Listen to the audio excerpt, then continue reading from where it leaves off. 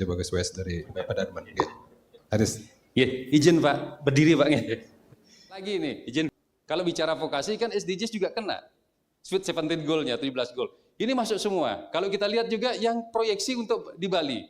Yang pertama dari sektor ekonomi itu agak penurunan.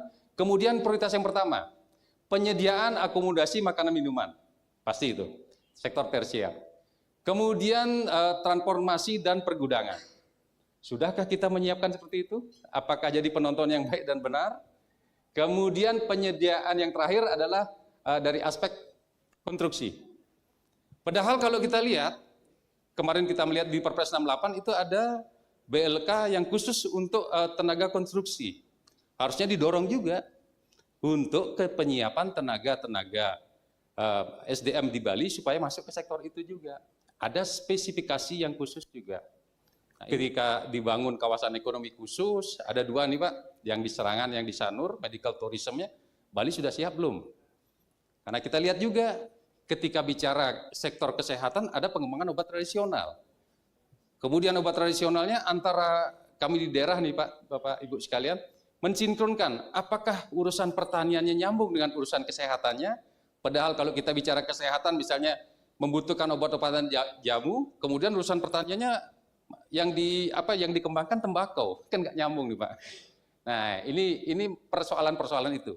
Memang di hulunya kita melihat memetakan dulu supaya mindsetnya sama juga. Nah teman-teman di Kementerian Bappenas, izin Pak Up, karena kita juga merunut, apakah kita akan outlooknya seperti apa? Kalau dari kajian teman pasti hari ini kita bisa dorong itu untuk menguatkan daya saing tenaga kerja. Kemudian ada teman-teman di Kadin bisa menyelaraskan link and match-nya bisa nyambung di sini. Next. Ini tadi Pak Kadis Tenaga Kerja juga menyampaikan potensi-potensi pemanfaatan untuk energi terbarukan. Potensi energi terbarukan ada angin dan laut, kemudian hidro, surya, dan panas bumi. Kalau kita melihat, apakah sudah terserap semua? Kalau kita lihat kebutuhannya masih ada cadangan Pak, beban puncaknya di angka 932 megawatt, kemudian terpasang 1046,4 megawatt, cadangannya masih ada di angka 11.000 megawatt. Nah, kemudian untuk diversifikasi, itu bisa potensi-potensi sumber yang barunya ada di hidro, surya, panas bumi, bioenergi, laut, dan angin. Nanti silakan energi terbarukannya bisa berimprove inovasinya supaya bisa nyambung ke sini. Kebetulan ada dari PLN juga ada di sini. Jadi nyambung link and match-nya. Next. Nah, Bapak Ibu sekalian, untuk transformasi ekonomi Bali, itu ada 6 goal-nya. Pertama, Bali sehat dan pintar, kemudian Bali produktif, Bali Smart Island, kemudian Bali hijau, Bali terintegrasi, dan Bali berintegritas. Ini semua dalam satu konsep grand design sampai menuju Indonesia Emas 2045. Jadi sudah dibuat. Pusat juga sudah memetakan, pemerintah daerah juga sudah memetakan, supaya sekalian juga dipetakan dengan teman-teman yang akan melaksanakannya. Kemudian ada vokasi melalui Poltek bisa nyambung juga. Misalnya bicara Bali sehat dan pintar, ada peningkatan kualitas pendidikan di semua jenjang. Kemudian peningkatan kualitas dan modernisasi pendukung vokasi. Itu ada Bali sehat dan pintarnya. Astungkaro bisa difasilitasi dengan sistem blended, ada teman-teman Kemendikbud Dikti, kemudian ada Poltek, bisa nanti menembak ke sana. Kemudian mendorong riset and development RDA-nya. Kita punya BRIDA, kalau di pusat punya BRIN, harusnya ada link and match nih. Supaya enggak teman-teman di daerah hanya bikin, oh BRIDA sebatas ini. Jumlah jumlah kajian yang bisa diimplementasikan, kan itu indikatornya IQ-nya. Apa sebatas itu? Kemudian dukungan melayan intelektual, rekayasa intelektual, kemudian mendorong pendirian universitas luar negeri yang berkualitas di Bali. Itu memang kawasannya di KEK juga. Rencana dikembangkan di kawasan ekonomi khusus yang di Serangan. Mendorong medical tourism dan wellness tourism. Ini KEK yang di Sanur. Medical tourism, wellness tourism. Sekarang apakah itu memang teknologinya nanti medical sistem kesehatan paliatif. Makanya ada implementasi, ada pariwisata spiritual, ada paliatifnya, healing tourismnya masuk di sana. Makanya kita dorong juga pemanfaatan itu, kearifan lokalnya. Melalui Ayurveda, segala macam, pengobatan seperti itu. Kemudian Bali produktif, modernisasi pertanian, kelautan perikanan, UMKM, penguatan pariwisata juga. Ada pengembangan ekonomi kreatif, dan ada terakhir, Bali kondusif dan integritas. Bicaranya penganggaran. Next, lanjut. Silakan bahan diskusi. Untuk unggulan ekonomi kreatif Bali, Bapak Ibu sekalian, ini kita breakdown dari secara nasional. Yang pertama sektor pertanian. Apakah semua kerama Bali dibuat jadi petani? Oh, belum tentu, Pak. Teknik pengolahannya sebenarnya kita dorong. Supaya mindsetnya, wah semua disuruh jadi petani. Enggak, Pak. Teknologinya tepat, Ibu. Benar itu. Kemudian sektor kelautan perikanan. Sudahkah ada politeknik yang memang spesifik untuk itu? Supaya nanti tidak salah pembangunan universitas atau politeknik. Padahal kebutuhannya harusnya pengembangan pengalengan dan penangkapan ikannya, pengawetan, pengkemasannya, tapi kita tidak. Hanya aspek nelayannya saja. Nah, ini kita dorong juga. Sektor industri, kemudian sektor UMKM dan koperasi, sektor ekonomi kreatif dan digital, terakhir sektor pariwisata. Jadi kita tidak mengabaikan sektor pariwisata, tapi sebagai ceruk pasar untuk kita melakukan tempat transaksi jual dan belinya. Kita dorong pemahamannya di pariwisata gitu loh. Apakah masih kita dari aspek manajerial ke pariwisata itu? Belum tentu. Nanti takutnya ke depan kita akan kalah dengan tetangga-tetangga yang lain. Itu kita takutkan. Makanya itu yang tadi di tantangan Pak Up kan itu, apakah masih pariwisata bagus? Enggak, ini ada pola transformasi. Next. Kemudian upaya reformasi penyelenggaraan vokasi, sudah kita pedomani Pak Up sesuai dengan regulasi yang berlaku dan kita implementasikan juga, ada kerjasama dengan Poltek, kemudian peningkatan link and supermatch, kemudian pengembangan guru magang, guru tamu, ini sudah terjadi mungkin di teman-teman di SMK, ada kurikulum-kurikulum kan karena kami selalu melakukan pemantauan juga, meskipun kami di atas meja, kami panggil teman-teman SMK, sudahkah begini? Sudah Pak ya, sudah jalan ini semua, kemudian kerjasama, one general manajernya, satu one school, mudah-mudahan nanti bisa dikembangkan seperti itu Pak. Tetapkan sekolah sebagai sekolah kejuruan pusat keunggulan, kemudian pengembangan kewirausahaan sekolah, pengembangan teaching factory, kemudian pembangunan sekolah baru, pengembangan kurikulum muatan lokal berbasis nilai kearifan lokal, pengembangan sistem pembelajaran kombinasi, berbasis daring dan konvensional, asesmen kompetensi, terakhir melaksanakan tracer studi lulusan SMK. Kami juga melakukan pemantauan itu Pak. Makanya kita dorong pemanfaatannya, jumlah lulusan yang diterima di lapangan kerja. Nanti di sana kita men-shoot indikator. Next. Ini tindak lanjutnya dari Perpres juga kita regulasi-regulasinya sudah kita pedomani dan kita sudah keluarkan. Terakhir, next. Ini yang kemarin Pak, foto-foto kemarin, ada dokumentasinya. Terakhir, nah Bapak Ibu, kata kunci ada di sini. Ketika menjadi prioritas daerah dan nasional, sistem pendanaannya nih, ada melalui APBD provinsi, APBD kabupaten kota, APBD desa, dana desa, kemudian APBN dana desa, pinjaman bank, KPBU, CSR, dan obligasi daerah. Malah ketika kami melakukan, kami juga ketua CSR juga Pak Up. Jadi memahami juga, jadi semua. Jadi saya selaku Kepala Bidang Pemerintahan Pembangunan Manusia Provinsi Bali, Bapeda.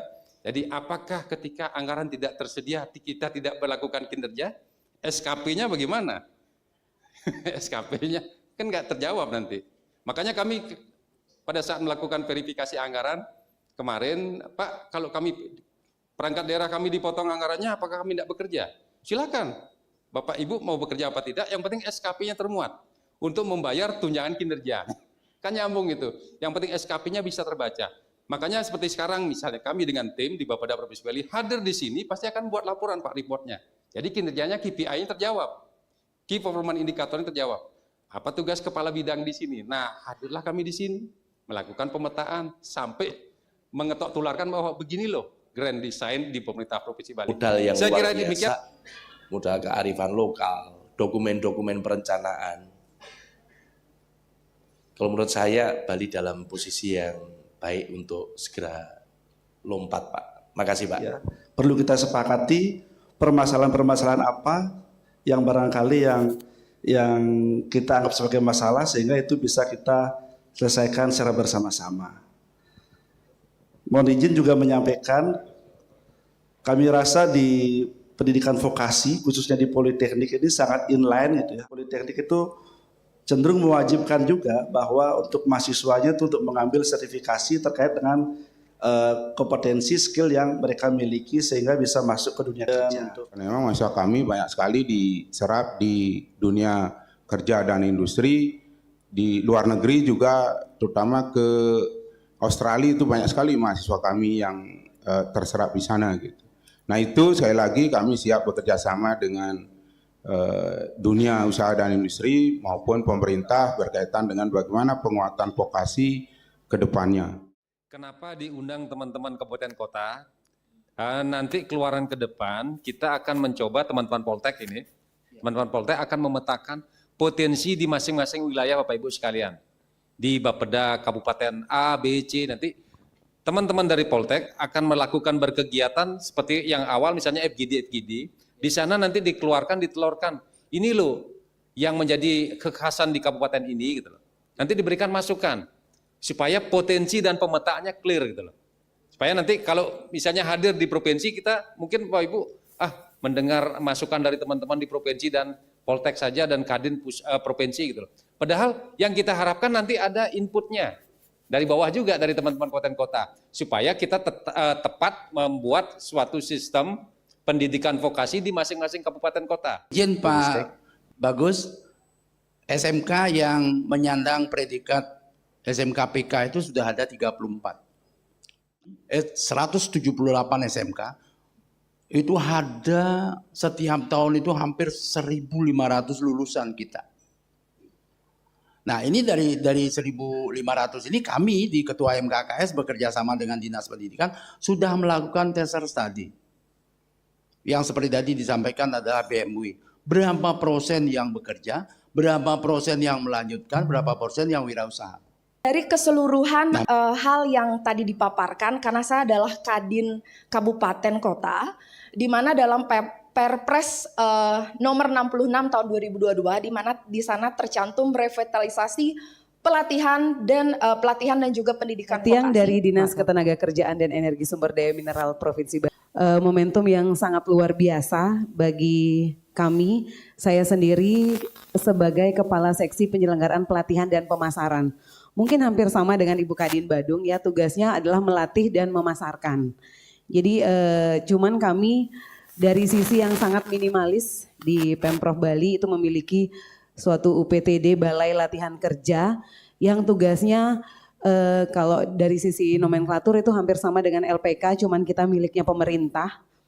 Dan kalau dari sisi yang menyebut dirinya kampus, mungkin butuh pencerahan dari Pak Direktur atau senior Tiang di depan, Pak Gus Wes yang merupakan role model Tiang juga karena beliau izin Pak di kesempatan yang luar biasa niki sekalian. Jumlah kelulusan di Provinsi Bali SMK-nya, pariwisata di angka 59,05%, kemudian bisnis manajemen di angka 12,76%, teknologi informasi ada di 11%, kemudian teknologi rekayasa ada di 9,63%, kesehatan 4,77%, kemudian seni industri kreatif sampai dengan agrobisnis hanya 1% dan kemaritiman 0,33%. Kita mencoba mengelaborasi dan kolaborasikan.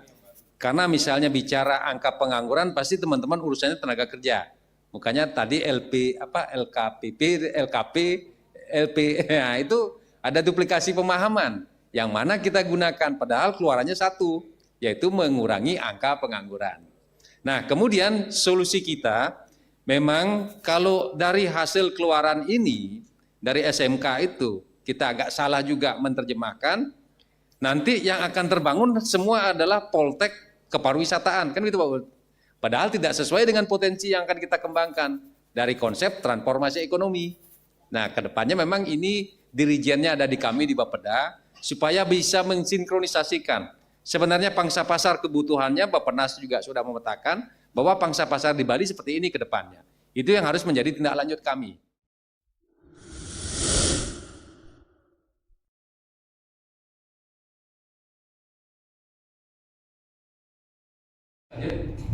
melalui aplikasi nanti. Karena ini Bapak Ibu sekalian, poin besar ini bicara perumusan permasalahan pembangunan. Nah, perumusan permasalahan pembangunan daerah dari mana? Dari pokok-pokok pikiran DPR, kan? Ini kan semua pakai aplikasi digitalisasi. Inilah yang akan ditarik oleh teman-teman KPK untuk memantau sudahkah reses Bapak Ibu sekalian masuk dalam siklus perencanaan, kemudian didanai melalui program kegiatan tim perangkat daerah melalui aplikasi ini. Karena pertama pembuatan akun dewan sampai dengan input, pokir, validasi, ring Bapeda, peran tetap berperan. Terakhir baru usulan yang disetujui melalui tim DAPD. Makanya aparat penyidik atau aparat penegak hukum pasti melihat ini karena itu. Kalau akan turun masuk ke peraturan DJnya, ngambil tiki dulu, dilihat sudahkah hasil resesnya dalam pokir sudah terdokumentasi dalam konsep ini. Ke alurnya Bapak sekalian. Next. Lagi, ya, lanjut. Ya, oke ya. Terima kasih. Jadi kalau pokir itu masuknya kita di mana Pak? Karena begini, pada saat kita mampas RPJMD, rencana penjagaan daerah itu kan isinya pokok-pokok pikir surat tadi dalam 5 tahun untuk mencerahkan masyarakat dan politik dan sebagainya. Itu sudah kita sahkan dalam data. Dari itu menjadikan program utama tadi selama 5 tahun. Nah, pokir kan belakangan kita turun ke bawah, misalnya ke Subang. Jadi Subang meminta tapi perbaikan candi bentar, jalan ke Subang, irigasi kan gitu. Sedangkan Bupati sudah punya program utama, apa cukup angkasnya kita sampaikan ke Bapeda. Nah, mohon penjelasan. Terkait pertanyaan pertama, apakah pokir itu ketika RPJMD sudah ditetapkan bisa mengupdate dari isu strategis? Nah, begini Bapak sekalian. Kalau yang visi dan misi kepala daerah terpilih yang sudah ditetapkan menjadi perda RPJMD itu kan secara makro 5 tahun ke depan. Kemudian pada saat reses kan tiap tahun nih, tiap tahun kan reses tiga kali dalam tahun ya. Pada saat itu di capture juga isu-isu strategisnya supaya masuk di RKPD. Karena di RKPD adalah breakdown dari RPJMD, gitu. Diharmonisasi oleh teman-teman di Bapeda. Ketika nanti ada perubahan di H-3 tahun, otomatis boleh melakukan evaluasi RPJMD. Yang penting harus kita evaluasi bersama. Ring tataran penyedia layanan, ring birokrasi ini. Bahwa teman-teman ring DPR sudah bergerak seperti ini, tapi ketika stuck pasti masing tadi nih, masing tidak, apalagi aspek politis digunakan.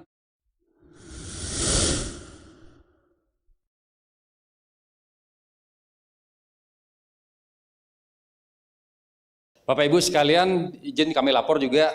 Acara ini sebenarnya diinisiasi oleh teman-teman Kemendikbud, kemudian Poltek, Pak Up ya, kayak gitu. Kemudian ini adalah salah satu pola sistem tata kelola blended finance. Jadi pola konvergensi. Jadi tidak perlu harus didanai melalui APBD, kemudian APBD kabupaten kota, tapi ketika ada pola penganggaran yang menuju prioritas nasional, wajib hukumnya kita lakukan sinergi. Izin Pak Up, soalnya kami Ketua Satgas Konvergensi, stunting. Jadi paham juga. Jadi arahnya, teman-teman di Poltek menyusun indikatornya, kita di daerah juga menyusun yang kita kenal dengan intermediate outcome. Jadi ada pola kolaborasi, jadi ada titik temu. Kemudian menyusun rencana kerja, kemudian strategis vokasi seperti apa, melakukan penyelenggaraan, menyediakan dukungan pendanaan, menjamin ketersediaan, sampai melaporkan bagaimana sih sebenarnya. Nanti kami di Bapeda melakukan evaluasi juga, penyerapannya seperti apa, implementasinya bagaimana. Kemudian upaya reformasi penyelenggaraan vokasi sudah kita pedomani Pak UUP sesuai dengan regulasi yang berlaku dan kita implementasikan juga. Ada kerjasama dengan Poltek, kemudian peningkatan link and supermatch, kemudian pengembangan guru magang, guru tamu. Ini sudah terjadi mungkin di teman-teman di SMK, ada kurikulum Kak. Nah, karena kami selalu melakukan pemantauan juga, meskipun kami di atas meja, kami panggil teman-teman SMK, sudahkah begini? Sudah Pak ya. Sudah jalan ini semua, kemudian kerjasama, one general manajernya, satu one school, mudah-mudahan nanti bisa dikembangkan seperti itu Pak. Tetapkan sekolah sebagai sekolah kejuruan pusat keunggulan. Kemudian pengembangan kewirausahaan sekolah, pengembangan teaching factory, kemudian pembangunan sekolah baru, pengembangan kurikulum muatan lokal berbasis nilai kearifan lokal, pengembangan sistem pembelajaran kombinasi. berbasis daring dan konvensional, asesmen kompetensi, terakhir melaksanakan tracer studi lulusan SMK. Kami juga melakukan pemantauan itu, Pak. Makanya kita dorong pemanfaatannya, jumlah lulusan yang diterima di lapangan kerja. Nah, Bapak Ibu, kata kunci ada di sini. Ketika menjadi prioritas daerah dan nasional, sistem pendanaannya nih, ada melalui APBD provinsi, APBD kabupaten kota, APBD desa, dana desa, kemudian APBN dana desa, pinjaman bank, KPBU, CSR, dan obligasi daerah. Malah ketika kami melakukan, kami juga ketua CSR juga Pak Uuk. Jadi memahami juga, jadi semua. Jadi saya selaku Kepala Bidang Pemerintahan Pembangunan Manusia Provinsi Bali, Bapeda, ketika anggaran tidak tersedia, kita tidak melakukan kinerja, SKP-nya bagaimana? SKP-nya kan nggak terjawab nanti. Makanya kami pada saat melakukan verifikasi anggaran kemarin, Pak, kalau kami perangkat daerah kami dipotong anggarannya, apakah kami tidak bekerja? Silakan, Bapak Ibu mau bekerja apa tidak, yang penting SKP-nya termuat untuk membayar tunjangan kinerja. Kan nyambung gitu. Yang penting SKP-nya bisa terbaca. Makanya seperti sekarang misalnya kami dengan tim di Bapeda Provinsi Bali hadir di sini pasti akan buat laporan Pak reportnya. Jadi kinerjanya KPI-nya terjawab. Key Performance Indicator-nya terjawab. Apa tugas kepala bidang di sini? Nah, hadirlah kami di sini melakukan pemetaan sampai mengetok tularkan bahwa begini loh grand design di pemerintah Provinsi Bali. Nah, sebelum ini terang kami, kalau kita kira-kira nanti kita diskusi Pak. Karena ini yang terjadi Pak. Di tingkat nasional ya. Karena Bapak Ibu sekalian, yang kurang menyatakan mengeluarkan statement begitu, karena Provinsi Bali angka terendah stunting terbaik Pak.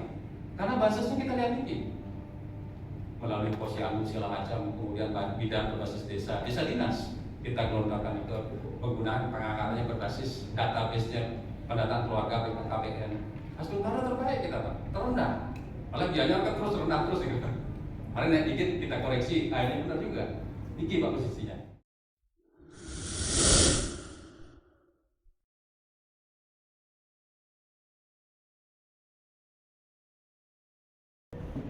Dia selaku Kepala Bidang Pemerintahan Pembangunan Manusia alias Kabid Palu Gada.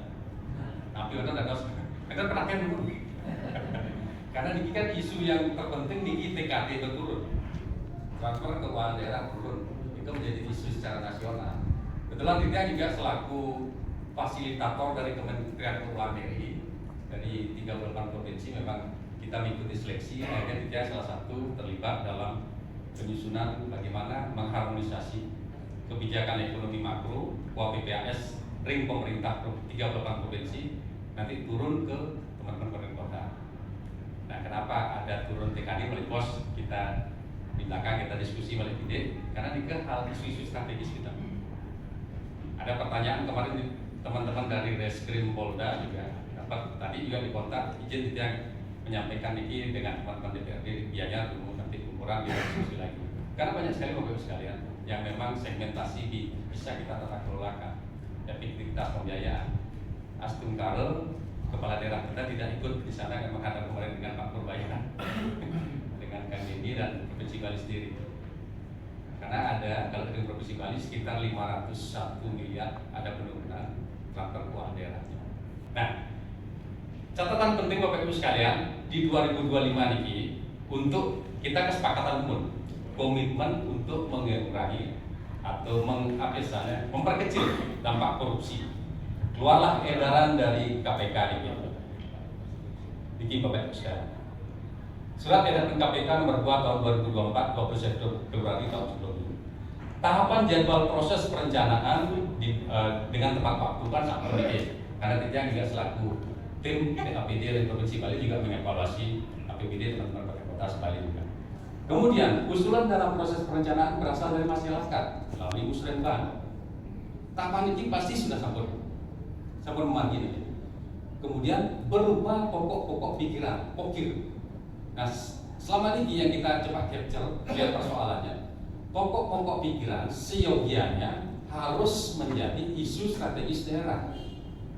Kemudian menjadi isu strategis perangkat daerah, kemudian diberikan dana melalui program kegiatan di perangkat daerah sesuai dengan urusan kewenangan.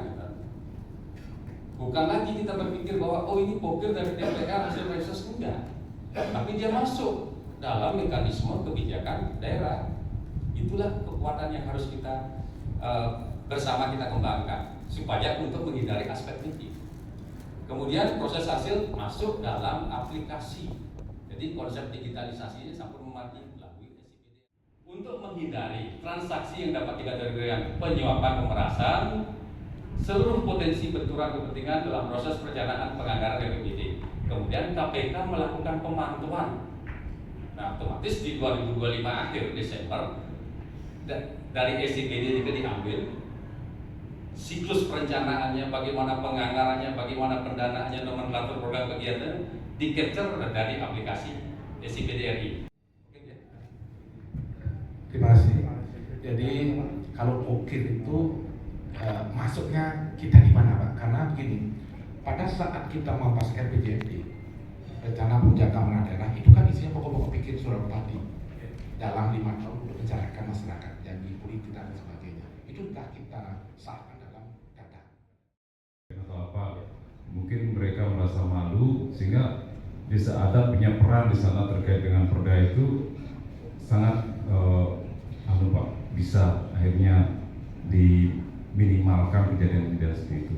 Mungkin contoh-contoh tadi yang mana kita bisa melibatkan bisa ada terkait pelaksanaannya, mungkin terkait teknisnya, mungkin secara kira-kira bisa ada seperti itu Pak. Terima kasih Pak. Aturan masalah apa itu masalah anggarannya itu bisa diatur, bisa ada kira-kira seperti itu. Karena seperti contoh ada sebuah perda tentang narkoba. Ketika polisi mengambil salah satu masyarakat yang sudah terjaring atau sudah dikategorikan sebagai pengedar. Apa yang menjadi aspirasi masyarakat lewat Gokir ini bisa berjalan sesuai dengan masyarakat. Karena menurut ini kan teman-teman PD, bisa setelah di tahun 2025, pasti 2026 kan? Tapi menurut saya seperti itu. Kan seperti itulah. Itu hanya bisa berjalan di 2027. Program apa kegiatan apa subkegiatan. Kalau program ini kan terkait urusan apa yang diampu, gitu.